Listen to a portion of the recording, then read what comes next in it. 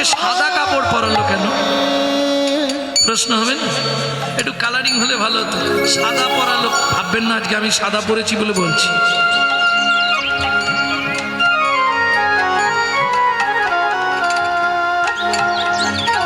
কি হয়েছে? মহাপ্রভুকে সাদা কাপড় পরিয়েছে কেন? সাদা কিসের প্রতীক চিহ্ন? সভ্যতার এবং প্রবৃত্ততার প্রতীক চিহ্ন সাদা। সবুজ হচ্ছে শান্তির প্রতীক চিহ্ন। সবুজ শান্তির প্রতীক চিহ্ন। কেমন? তাতে পাড়টা দিয়েছে কি কালার? রাঙা, মানে লাল। সাদা কাপড় লাল পাড়, কিরম দেখতে লাগে?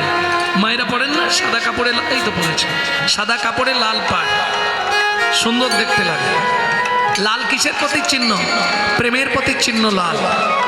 তাহলে প্রবৃত্ত প্রেম রাখলো কোথায়? চরণের ওপর। কি শিক্ষা দিলেন জগৎকে?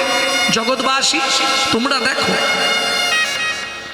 নদিয়ার নাগরীরা যে তারা ভালোবাসা নিবেদন করেছিল, আমার দেহের প্রতি নয়, আমার বদনের প্রতি নয়, আমার বক্ষের প্রতি নয়, তাদের ভালোবাসা নিবেদন করেছিল আমার এই রাঙা রাতুল চরণে।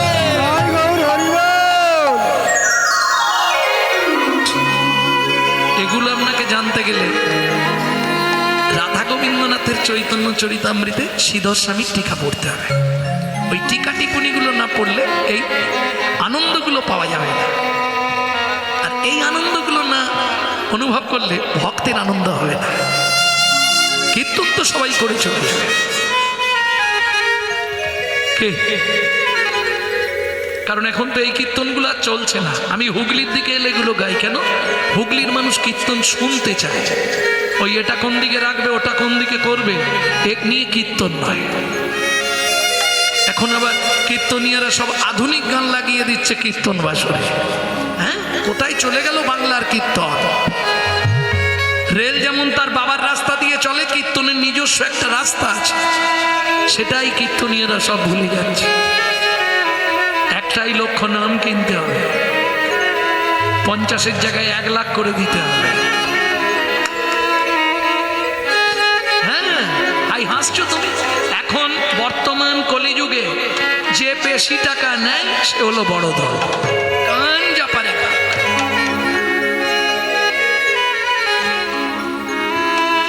তবু তো তোমরা হুগলি জেলায় সেসব গান শোনোনি, দক্ষিণের দিকে যেসব গান কীর্তনীয় আসরে দাঁড়িয়ে গাইছে, এক পলকে একটু দেখা, আরো বেশি হলে ক্ষতি। কোথায় কীর্তন রে বাবা? ভক্তমণ্ডলী ভক্তিমতী কোন প্রতিবাদও শুনছে মানুষ, বরঞ্চ আরো দাম বেড়ে যাচ্ছে। বাবা দারুণ গাইছে। লোচনদাস ঠাকুরের একটা কথা খুব স্মরণে পড়ে, কলিযুগে ঘর ঘর হরিনাম হবে, নাচিয়া গাইয়া সব জমলায় যাবে। কথাটা লোচনদাস কত কষ্ট নিয়ে লিখেছে ভাবুন।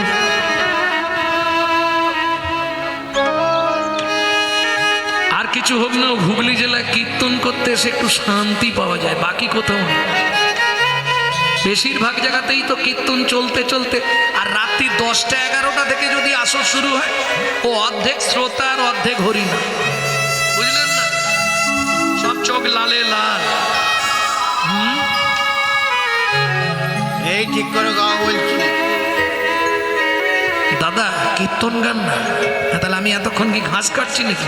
না না, ওই জমলায় জীবন্ত মানুষ পালাটা করুন। তাহলে লোচনদাস ভুল কিছু বলেন তো। ভক্তমণ্ডলী ভক্তিমতী মায়েরা, আমার গৌরের মতো কেউ হবে না। ও, তোমার কথাটা বলতে বলতে রয়ে গেল। তা সবাই যখন ওই মহাপ্রভুকে সবকিছু দেবে ঠিক করেছে, একজন ওই কোথা দিয়ে যাবে বেচারি বলছিল, কোথা দিয়ে যাব, ও এসে দাঁড়িয়ে আছে, ঢুকতে পারছে না বেচারি, এত ভিড়। কেউ নাড়ু করে এনেছে, কেউ ক্ষীরের নাড়ু, কেউ নারকেল নাড়ু, কেউ বাদাম বেটে নাড়ু, কেউ কাজুর নাড়ু, বিভিন্ন রকমের খাবার খাদ্য নিয়ে এসছে, সব হাতে বানানো। কেউ মোচা ঘন্ট, কেউ কচু শাক রান্না করেছে মহাপ্রভুর প্রিয়, কেউ দুধ লাউ, যেগুলো মহাপ্রভু ভালোবাসে। ও ভিক্ষায় গেছিল বেচারি, কাপড়টাও ছেঁড়া ময়লা, ভক্তরা বসে আছে এখানে, ঢোকাটা ঠিক হবে না, তাই দাঁড়িয়ে থাকে। আর যাবই বা কোথা দিয়ে যাবি, ও দাঁড়িয়ে ঝোলাটাই হবে না, চোখ থেকে টপ টপ করে জল পড়ছে। কতজন তোমার জন্য কত কিছু এনেছে, দেখেও শান্তি। আমি শুধু তোমাকে দেখবো, দেখে প্রণাম করে চলে যাবো, ঢুকবো না। ভক্তগণ বলছে প্রভু দেরি করো না, এবার শুরু করো, যেটা তোমার ভালো লাগে তুমি তুলে একবার করে মুখে দাও, তবেই তো আমাদের হৃদয় শান্তি। আমরা কালকে সারা রাত জেগে তোমার জন্য এগুলো বানিয়েছি, তুমি একটু নাও। মহাপ্রভু বললেন একটু জায়গা ছাড়ো, আমি একবার দ্বারে যাব। কেন প্রভু? দরকার,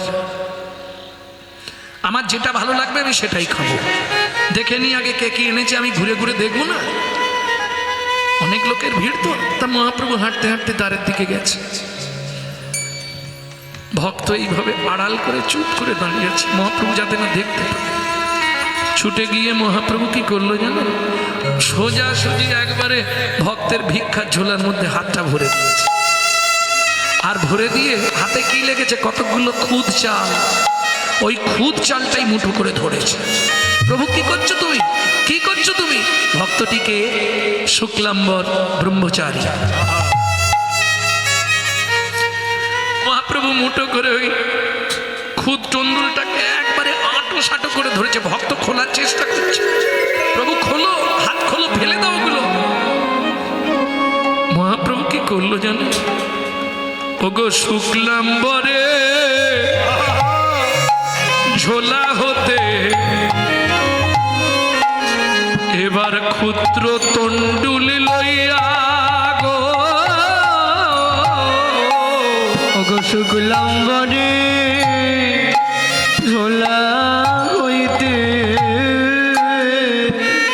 ক্ষুদ্র তন্ডুল লইয়া লইয়া গো, প্রভু মুঠো মুঠো মুঠো মুঠো বদনে দেয়, বদনে প্রেমাবেশ হইয়া হইয়া গো, এবার মুঠো মুঠো বদনে প্রেমাবেশ হইয়া হইয়া গো, বড় ভালোবাসি হে, আমি বড় ভালোবাসি হে, বড় ভালোবাসি হে। আমি বড় ভালোবাসি হে। কাকে? শুক্লাম্বরকে? কাকে বলছে মহাপ্রভু? এই ভিক্ষার অন্নয় আমি বড় ভালোবাসি হে, এই ভিক্ষার অন্নয় আমি বড় ভালোবাসি হে, বড় ভালোবাসি হে। আমি বড় ভালোবাসি হে। যারা ভিক্ষা করে সেবা দেয় বড় ভালোবাসি হে। যারা ভিক্ষা করে সেবা দেয়, বলি তারাই আমার হৃদয়ের ধন। ভিক্ষা করে ভিক্ষা দেয়, আমার হৃদয়ে ভিক্ষা করে সেবা দেয়, আমার হৃদয়ে ভিক্ষা করে সেবা দেয়, আমার হৃদয়ে ভিক্ষা করে সেবা দেয়। বড় ভালোবাসি রে। বোঝা গেল তোমাকে প্রভুর দরকার, ওই জন্য আমার মুখ থেকে বলালো তুমি সামনে চলে এসো। কার প্রতি কখন কৃপা হয়? ভূমিতে ভ্রমিতে কোনো ভাগ্যবান জীব গুরু কৃষ্ণ প্রসাদে পায় ভক্তি লতার বীজ।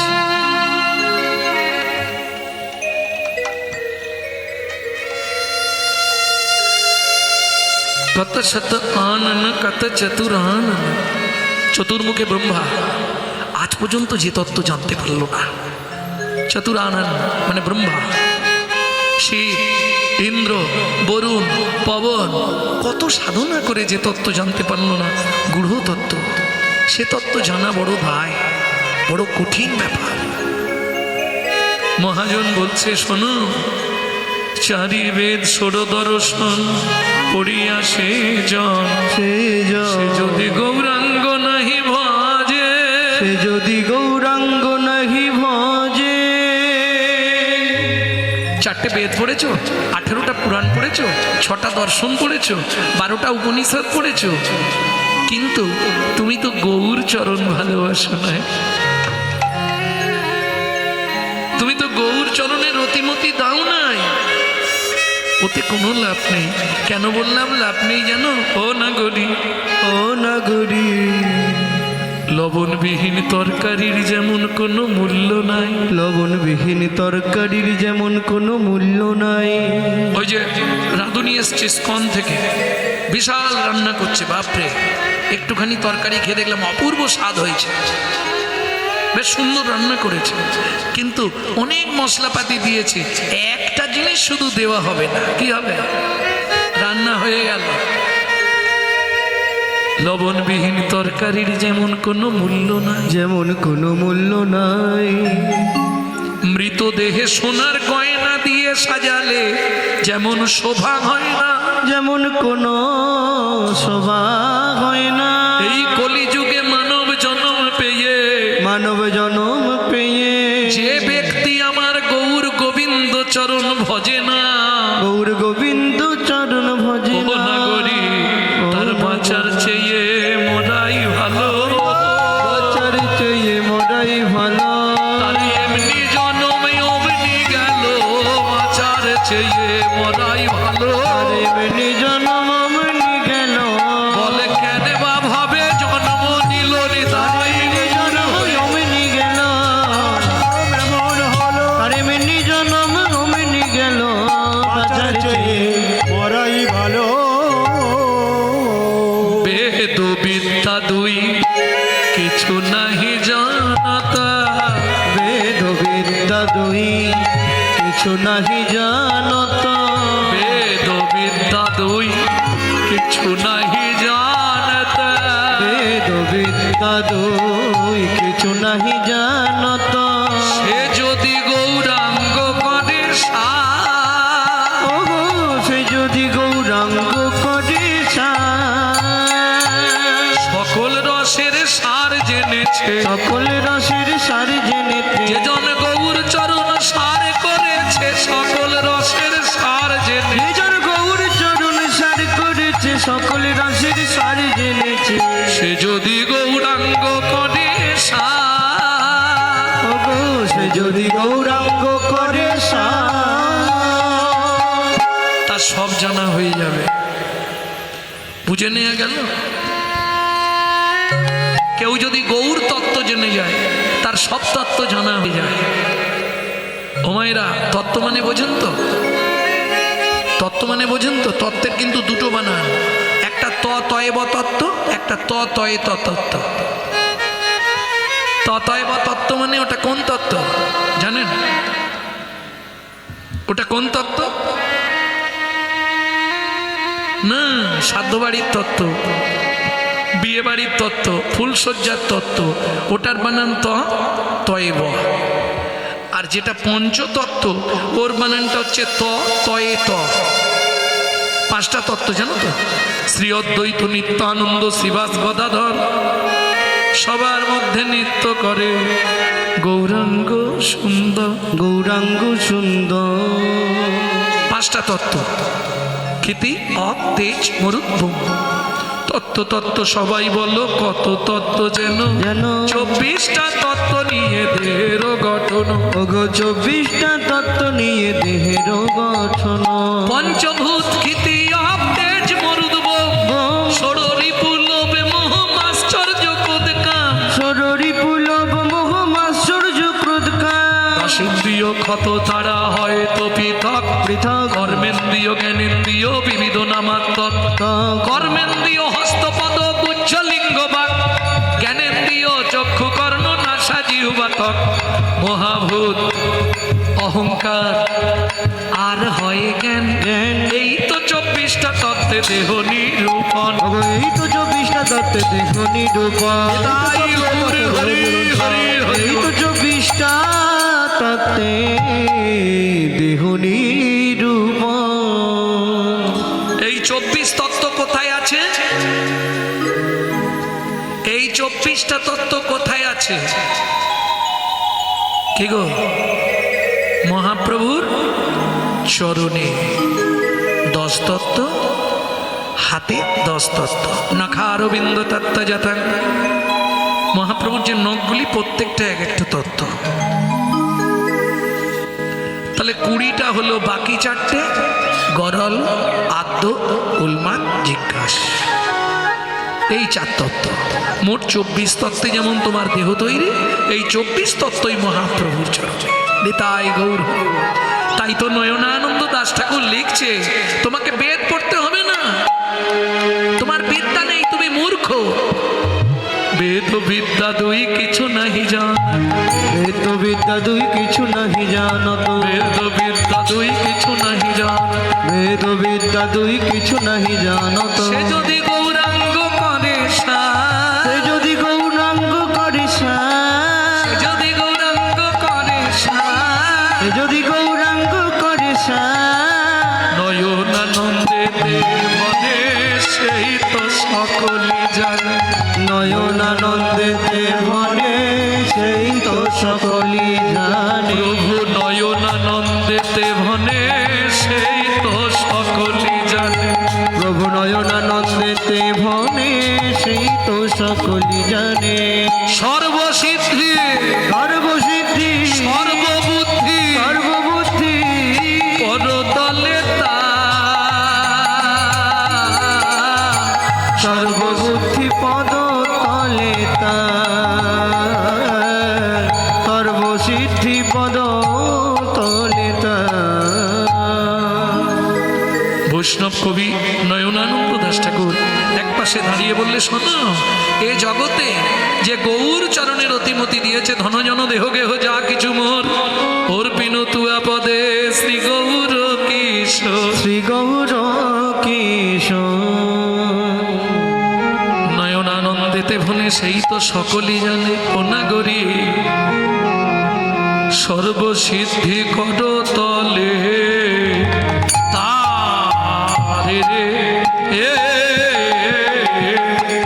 ও নয়নানন্দে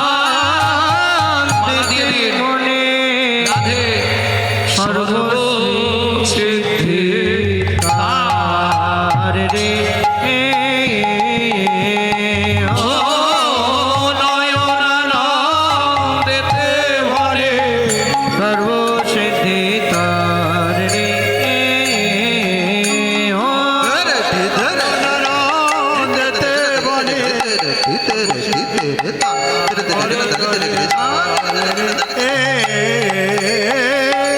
নয়নানন্দেতে বনে পদতলে তার রে।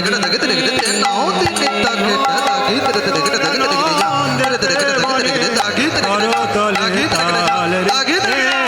আর নয়নানন্দ তখন গৌরচন্দিকার পর যতটুকু হোক আমরা আনন্দের সাগরে ভেসে গেলাম, এইবার কিন্তু দুঃখের সাগরে ভাসতে হবে।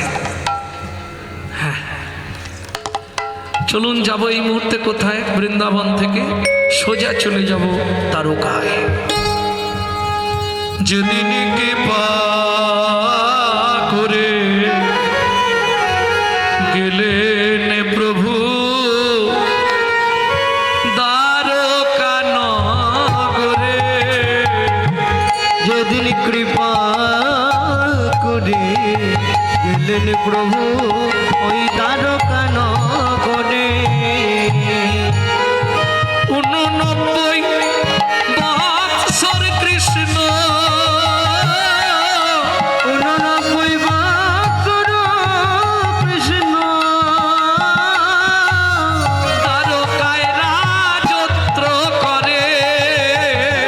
যেদিন কৃপা করে গেলেন প্রভু ওই দ্বারকা নগরে। করে রাধে। দ্বারকা নগরে। শ্রোতারা জল চাইছে, একটু জলের ব্যবস্থা করে দিন। ভক্তমণ্ডলী, ভক্তিমতী মায়েরা, এই দ্বারকাপুরী নির্মাণ করেছিলেন কে? দেব বিশ্বকর্মা। ভগবানকে গিফট করেছিলেন দ্বারকায় আসার পর, এই মহলটা তোমার জন্য আমি নির্মাণ করেছি, তুমি এখানে থাকবে, কিন্তু শর্ত একটাই, তুমি যতদিন বেঁচে থাকবে সম্পত্তি তোমার, তুমি মারা যাবার 2 দণ্ড পর এই দ্বারকাপুরী জলের তলায় চলে যাবে। ভগবান মেনে নিলেন, আমি তো থাকতে পারবো, এতে 1 2 নয় 56 কোটি যদুকুল থাকবে। কারণ আপনারা নিশ্চয়ই জানেন ভগবান 89 বছর দ্বারকার রাজা ছিলেন, আর এই 89 বছরে ভগবান 16,108 জন মহিষকে গ্রহণ করেছিলেন। একবার ভাবুন, নরকাসুর যখন 16,000 রমণীকে তুলে নিয়ে গেলেন, ভগবান নরকাসুরকে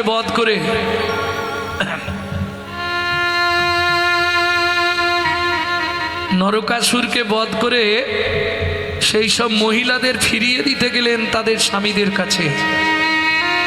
কেউ ফেরত নিল না, ওরা দ্বিচারিণী হয়ে গেছে, ওদের আমরা কেউ নেব না।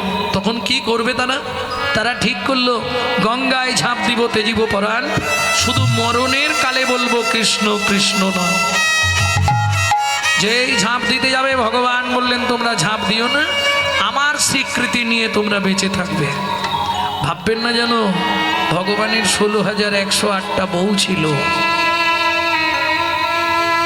সাবধান, মহিষী কোথাও বলা নেই ভগবান তাদের করেছিলেন, স্বীকৃতি দিলেন যাতে সমাজে তোমরা মাথা উঁচু করে বাঁচতে পারো। বুঝে নেওয়া গেল? এইবার চলুন, যে 8 জন স্ত্রী ছিলেন ভগবানের, 8টা, কালিন্দী, জম্বুবতী, নগ্নজিতা, রুক্মিণী, সত্যভামা, এরা হচ্ছে ভগবানের স্ত্রী দ্বারকায়। কেমন? এইবার এক একজনের 10টা করে ছেলে। তাহলে কত পিস ছেলে কৃষ্ণের? এক একজনের 10টা হলে 80টা, 80টার এক একজনের 10টা 800, 800-র এক একজনের 10টা 80,000। এবার ভাবুন, এইভাবেই ভগবান শ্রীকৃষ্ণের 56 কোটি যদুকুল। যারা হিসাব জানেননি একটু ভালো করে বুঝে নেবেন। ভক্তমণ্ডলী, ভক্তিমতী মায়েরা, বালি বধের কারণে ভগবান কথা দিয়েছিলেন তার ছেলেকে তুই জরাব্যাধ হয়ে জন্মাবি, আমি কৃষ্ণ অবতারে তোর হাতে এই প্রাণ দেব। আমি যেমন তোর বাবাকে মেরেছি, তুই আমাকে মেরে তোর প্রতিশোধ নিবি। একটা কারণ। 2 নম্বর কারণ, কুরুক্ষেত্রের মাঠে গান্ধারীর অভিশাপ। তুই আমার ছেলেগুলোকে তীরবিদ্ধ করে করে মেরেছিস, তোকেও ব্যাধের হাতে তীর খেয়েই মরতে হবে। বুঝে নেওয়া গেল? 3 নম্বর অভিপ্রায়টা থাক, বলবো না নাকি? বলবো? 3 নম্বর অভিপ্রায় হচ্ছে আমি মর্তের মাটিতে জগন্নাথ রূপে প্রতিষ্ঠিত হব।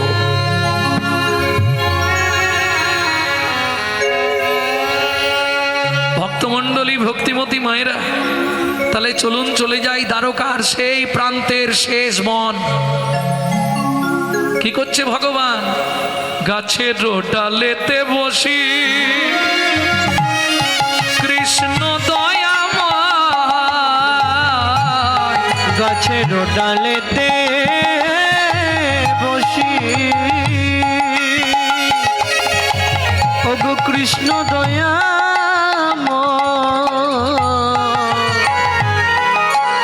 গাছের ডালেতে বসি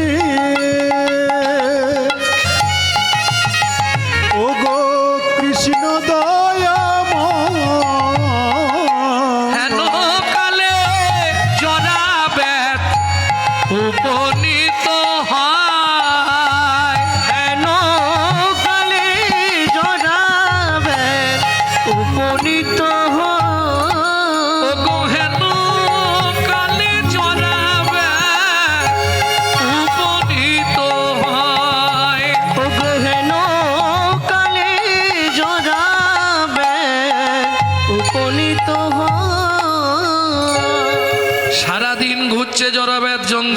কোনো শিকার পায়নি, মলিন বদন। ভগবান মনে মনে ভাবলেন একটা কিছু শিকার ওকে দিতে হবে। কি করলেন? পা দুটো এমন ভাব নাড়াচ্ছে, জরা ব্যাধ ভাবলেন কোনো পাখি লেজ নাড়ছে, দিল রে। সেই তীরবিদ্ধ হলেন ভগবান। সঙ্গে সঙ্গে ভগবানের দেহটা গাছের ডাল থেকে মাটিতে পড়ে গেল। ও মায়েরা, আমরা মরার সময় কাকে ডাকি? সত্যি সত্যি বলছো? আরে যে মরেছে সে বলতে পারে, তুমি বলবে কি করে? আর যে মরে গেছে সে জীবনে বলতে পারবে? এটা শোনা বা আমরা আলোচনা করি যে মরার সময় হয়তো আমরা ভগবানকেই ডাকি। খুব কম ব্যক্তি আছে যে ভগবানকে ডেকে মরে। এটা আপনাদের বললাম কেন জানেন? তিনটে কারণে মানুষের মৃত্যু হয়: বায়ু, পিত্র, কফ। কেমন? তিনটে কারণে মানুষ মরে, হয় বায়ু, না হয় পিত্ত, নালে কফ। পিত্ত লিভারে জমে গিয়ে নিঃশ্বাস বন্ধ হয়ে গিয়ে মারা যায়, আর বায়ু ঊর্ধ্বগামী হয়ে গেলে সেরিব্রাল বা ব্রেন স্ট্রোক হয়ে যায়, কিংবা হার্টে এসে ধাক্কা মেরে দিলে হার্ট অ্যাটাক। আর মৃত্যুর আগের মুহূর্তে আপনি যত খুশি অ্যান্টিবায়োটিক খেয়ে রাখুন, তবু মৃত্যুর আগে এসে কফ গলাকে বন্ধ করে দেয়।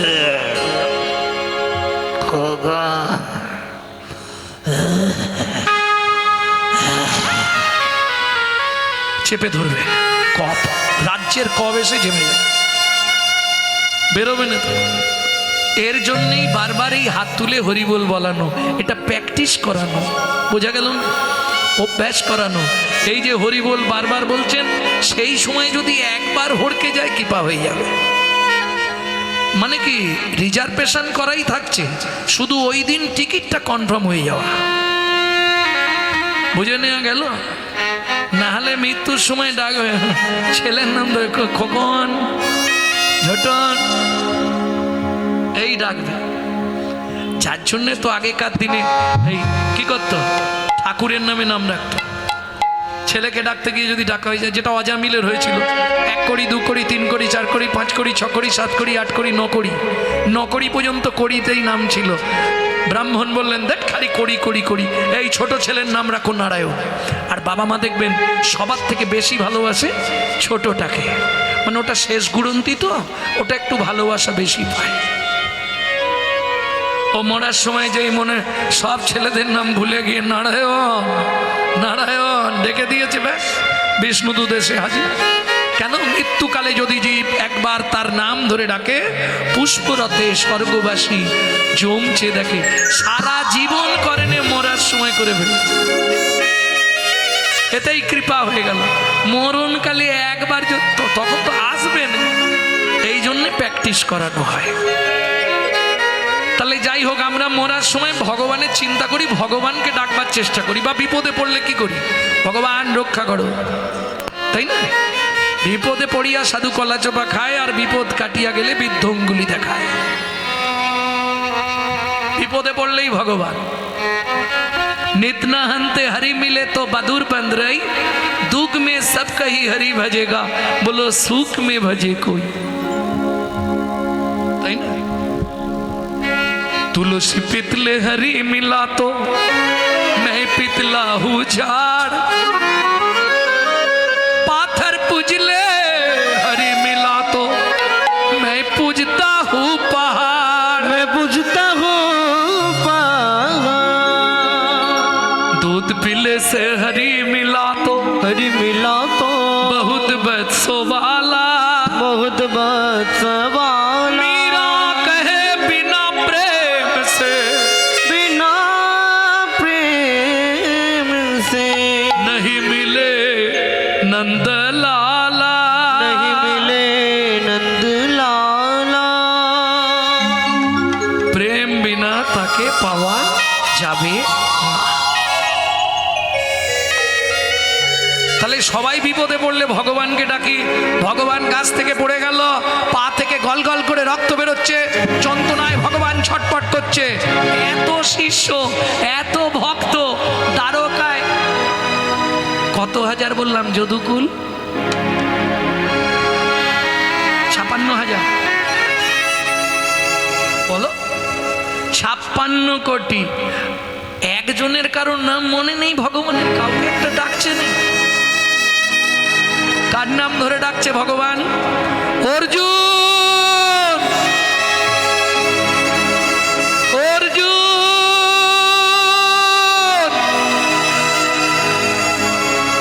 অর্জুন। ভাবুন কোথায়? দ্বারকায় ভগবান ডাকছে। অর্জুন কোথায়? হস্তিনাপুরে।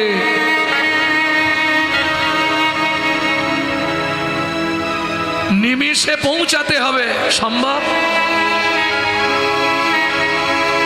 একমাত্র কৃষ্ণ কৃপা না হলে হয় না। সখা আসছি, এইখান থেকে লাভ দিল, পৌঁছে গেল দ্বারকা। সামনে গিয়ে অর্জুন আছাড় খেয়ে বললো, একই অবস্থা, কি হয়েছে তোমার? দু চোখ দিয়ে জলে ভেসে যাচ্ছে।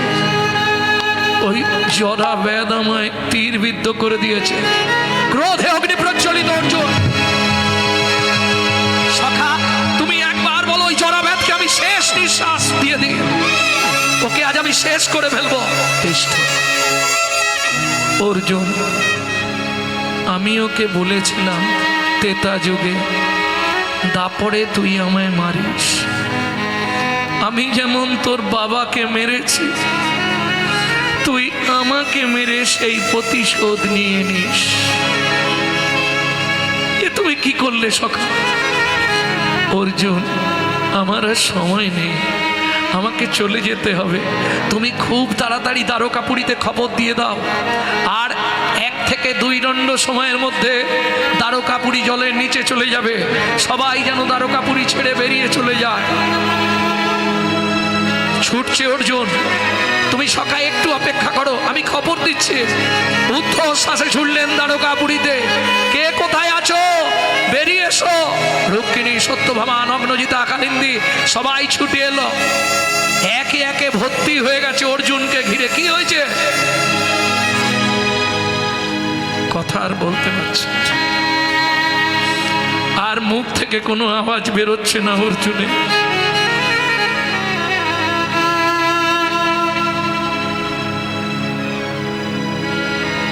অর্জুন, রুক্মিণী বলছে, অর্জুন তোমার চোখে জল, কিছু হয়েছে? আমাদের প্রাণনাথের কিছু হয়েছে?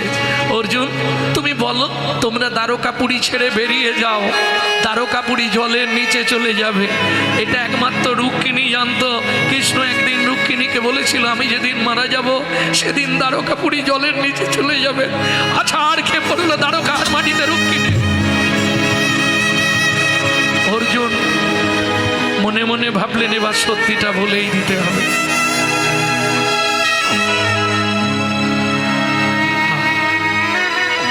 বলো অর্জুন, বলো, আর চুপ করে থেকো না। কি হয়েছে? প্রভু বিদায় নিচ্ছে, দেরি নাই। ওই জঙ্গলের মধ্যে পড়ে আছে, ঝরা ব্যাধ তীর দিয়ে মেরে দিয়েছে। কি বলছো অর্জুন? ঊর্ধ্বশ্বাসে ছুটলেন সবাই, কিন্তু এরা পৌঁছাবার আগে ভগবানকে চলে যেতে হবে, নালে মায়ায় যে বেঁধে ফেলবে। অর্জুন ছুটতে ছুটতে ফিরে আসছে, পথেই দেখতে পেল উদ্ধবকে। উদ্ধব, উদ্ধব আর দেরি করো না, উদ্ধব চলো আমার সঙ্গে। কি হয়েছে অর্জুন? উদ্ধব, ভগবানের আজ বিদায় বেলা। কি বলছো অর্জুন? তুমি কি বলছো অর্জুন? ছুটতে ছুটতে এসে আছাড় খেয়ে পড়লেন ভগবানের চরণে। এক পায়ে ধরেছে অর্জুন, আর এক পায়ে ধরেছে উদ্ধব। সখা যেও না, সখা তুমি যেও না, ওগো প্রাণ সখা।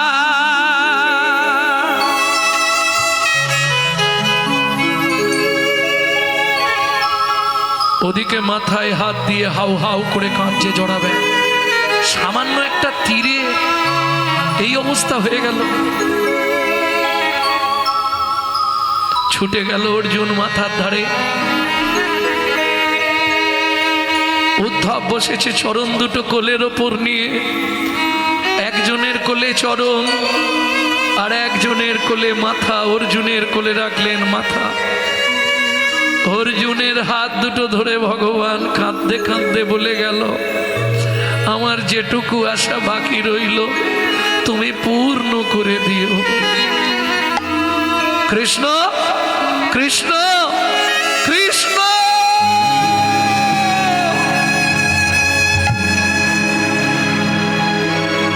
বোধের চাঁদ ডুবে গেল, উঠবে না কো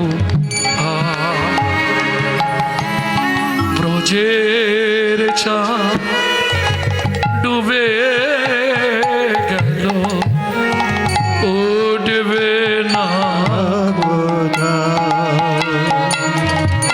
উদ্ধবে চরণ তলে পড়ি কাঁদে, উদ্ধব চরণ তলে পড়ি কাঁদে। সখা কথা বলো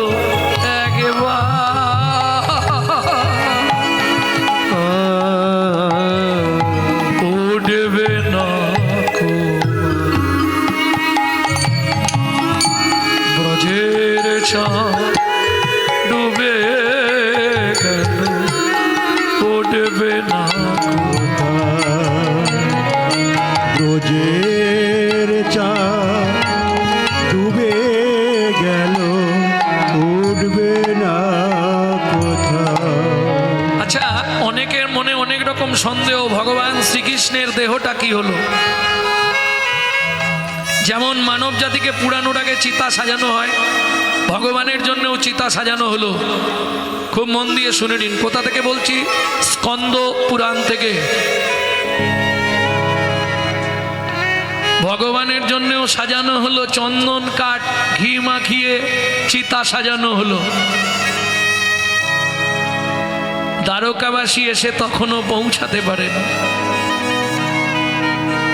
উদ্ধব চরণটা ধরেছে, মাথাটা ধরেছে অর্জুন, দুইজন মিলে চিতার ওপর তুলে দিলেন ভগবানকে। এতক্ষণে দ্বারকাবাসী এলেন, তখন কৃষ্ণ চিতার ওপর।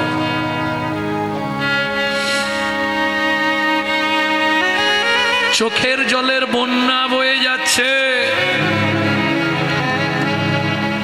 মূলধন মূল সম্পদ চলে যাচ্ছে। অষ্টমহিষীরা আছাড় কাছাড় খাচ্ছে দ্বারকার মাটিতে। কথা বলো কৃষ্ণ, কথা বলো।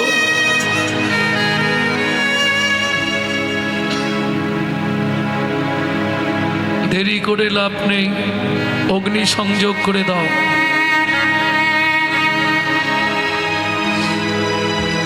এখন তাদের বাড়ির জিনিস, তারা যদি বলে আগুন দিয়ে দাও, আমার কি আছে?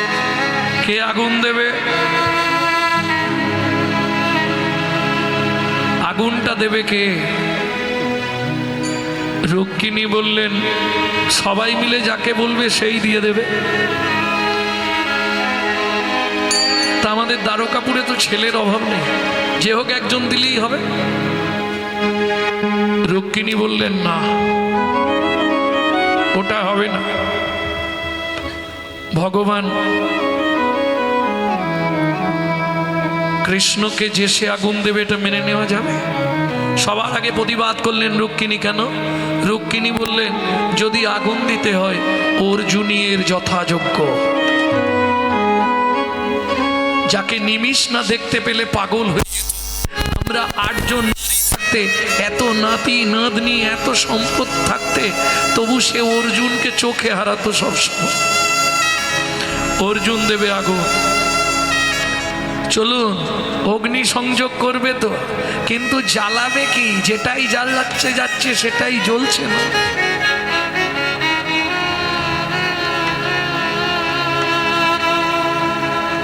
কোনোভাবেই হচ্ছে না।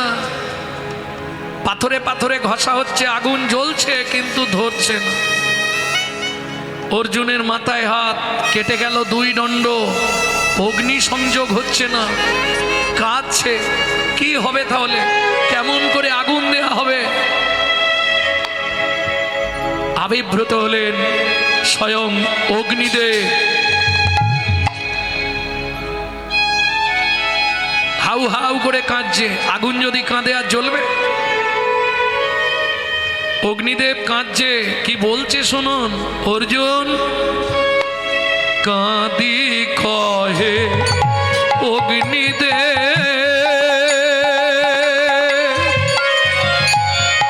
শোনো হে অর্জুন।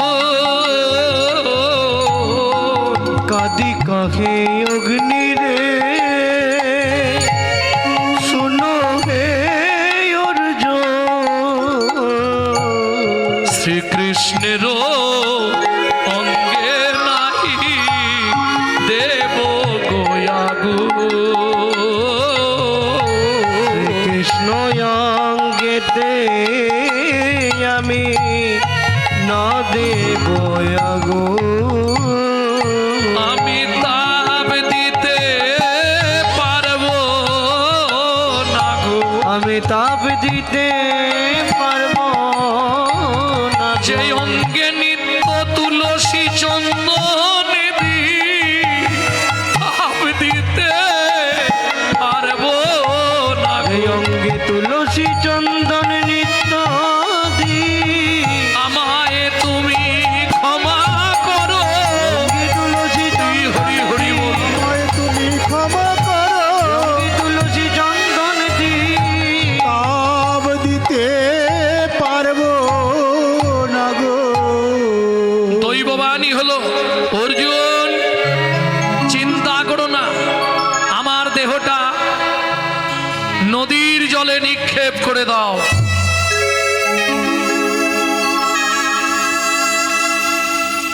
সবাই মিলে ধরাধরি করে ভগবানের দেহটা নদীর জলে নিক্ষেপ করলে, আর যেই না গঙ্গায় ফেললো সঙ্গে সঙ্গে কি হলো যেন? শ্রী গঙ্গা উথুলিল, উজানে গমন কইল। সেই গঙ্গায় উথলিল, উজানে গমন কইল। জরা ব্যাধ কাঁদিতে লাগিল। জড় বেদ কাঁদিতে লাগিল। আমি আমার পাপের প্রায়শ্চিত্ত করব। ও মায়েরা, কি করে পাপের প্রায়শ্চিত্ত করবে? ভগবানের দেহ যায় এসে নিরে নিরে, জরা ব্যাধ যায় তীরে তীরে। ভগবানের দেহ যায় নিরে নিরে, জড়া বেদ যায় তীরে তীরে। লক্ষ্য করে চলেছে, যেদিকে যাচ্ছে সেই দিকেই হাঁটছে জরা ব্যাধ। তীর দিয়ে হাঁটছে আর জল দিয়ে দেহ ভেসে যাচ্ছে। কতদিন গেল? 6 মাস। আহার নিদ্রা অলস, পাপের প্রায়শ্চিত্ত করছে কিভাবে দেখো। আমি চাই তোমার দেহের সঙ্গে যেন আমিও মরতে পারি। যে পাপ আমি করেছি, এই পাপের কোনোদিন প্রায়শ্চিত্ত হবে না। যে চরণে কোটি কোটি ভক্ত সাধু মুনি যোগী ঋষি তুলসী চন্দন দেয়, আমি সেই চরণে তীর বিদ্ধ করেছি, সেই চরণ থেকে রক্ত স্খলিত করেছি। এর থেকে মহা পাপ আর পৃথিবীতে কিছু নেই। আর পাচ্ছে না, চলতে পারছে না। 6 মাস 13 দিন আর পাচ্ছে না। যখন কোনো ধারে এসে ঠেকে যায় দেহটা, জরাব্যাধ সেইখানেই বসে থাকে। আবার যখন গঙ্গায় উজান, আবার দেহ যেতে থাকে, তখন আবার এসে পৌঁছালো কোথায়? ব্রহ্ম পর্বত। উমা, যেই ব্রহ্ম পর্বতের সন্নিকটে দেহ ভেসে এলো, হঠাৎ দেখা গেল আর দেহ নাই। আস্তে আস্তে দেহ জলে বিলীন, শুধু নাভির কাছটা ভেসে আছে। দৈববাণী হলো, কেঁদে উঠলো জরাব্যাধ, কেন তোমার দেহ তুমি লুকিয়ে দিলে ভগবান? বলো, আমি কি আমার পাপের প্রায়শ্চিত্ত করতে পারবো না? বলো না ভগবান, কি করলে আমার পাপের প্রায়শ্চিত্ত হবে? বলো ভগবান, বলো। আর না হলে এই মুহূর্তে এই ব্রহ্ম নদীতে আমি ঝাঁপ দেব। এত বলি জোরাবে ঝাঁপ দিতে গেল, তৎক্ষণাৎ স্বর্গ হইতে দৈব বাণী হইল। তৎক্ষণাৎ স্বর্গ হইতে দৈব বাণী হইল। জরাবেদ, আমার এই নাভি নিয়ে গিয়ে ব্রহ্মমোহন পর্বতে প্রতিষ্ঠা করো কীটুং রূপে। ক্রি শব্দে কৃষ্ণ, টুং শব্দে নাভি। এইভাবেই সেবা করতে থাকো। তোমার বংশেই জন্মগ্রহণ করবে বিশ্বা বসু। সেই প্রতিষ্ঠা করবে আমাকে নীল মাধব রূপে। শুনিয়া দৈবের বাণী আনন্দিত হয় তখনই। শুনিয়া দৈবের বাণী আনন্দিত হয় তখনই। শুনিয়া দৈবের বাণী আনন্দিত হয় তখনই। শুনিয়া দৈবের বাণী আনন্দিত হয় তখনই। পর্বত পরি প্রতিষ্ঠিত কইল। পর্বত পরিপ্রতিষ্ঠিত কইল। পর্বত পরি প্রতিষ্ঠিত কইল। পর্বত পরিপ্রতিষ্ঠিত কইল।